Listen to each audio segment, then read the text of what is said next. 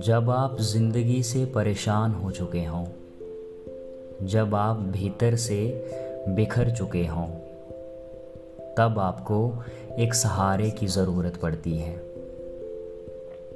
एक ऐसा सहारा जो तुम्हें कभी छोड़ कर ना जाए। पर इस क्षणिक संसार में ऐसा कोई भी नहीं है सिवाय कृष्ण के। कृष्ण कृष्ण कौन है? कृष्ण का मतलब ही प्रभुपाद जी बताते हैं सर्व आकर्षक। जब तुम कृष्ण के सामने खड़े हों और तुम महसूस कर सको कि इनसे सुंदर और कोई नहीं, तो समझ जाना वही कृष्ण है। जब तुम कृष्ण को निरंतर निहार रहे हो और तुम्हें एक अपनापन सा लगे, तो समझ जाना वही कृष्ण है।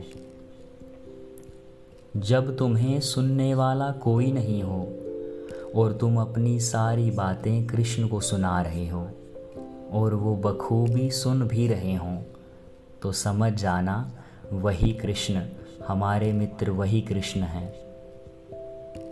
कृष्ण भगवत गीता में कहते हैं कि वो हमारे हृदय में परमात्मा स्वरूप में हमेशा से रह रहे हैं और हमें भी महसूस होने लगे कि उनसे भीतर मेरे हृदय में और कोई नहीं, तो समझ जाना वही कृष्ण है। कृष्ण ने हमें एक शक्ति दे रखी है और वो है इच्छा शक्ति। वो हमारी इच्छाओं के बीच कभी भी नहीं आते। हमें उनसे बिछड़े हुए अरबों बरस बीत गए। हम उन्हीं के हैं, इसलिए वो इंतज़ार कर रहे हैं हमारे उनके पास वापस लौटने का।